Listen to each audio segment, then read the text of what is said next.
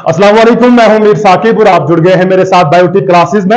और आज हम ग्रोथ हार्मोन के डिफरेंट जो डिसऑर्डर्स होते हैं due to the over secretion of growth hormone और less secretion of growth hormone, जितने भी डिसऑर्डर्स देखने को मिलते हैं उनके बारे में हम बात करेंगे। जिस तरह से आप जानते हैं, we have two different conditions due to this growth hormone. First condition is dwarfism and second condition that is due to this secretion of this growth hormone, that is gigantism.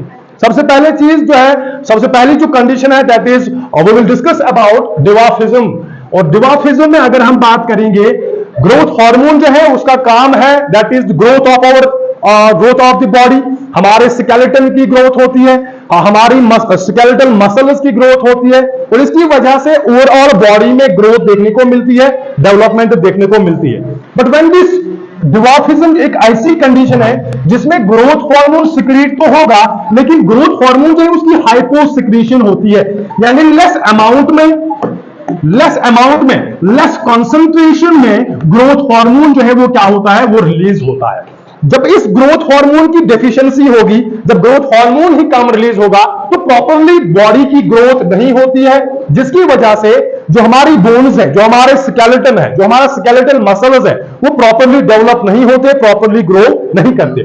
जब प्रॉपर ग्रोथ नहीं होगी तो body जो है वो almost क्या रहती है, शॉर्ट रहती है, अंडर डेवलप्ड रहती है, अंडर ग्रोथ रहती है, उसकी प्रॉपर्ली उसकी ग्रोथ नहीं हो पाती है।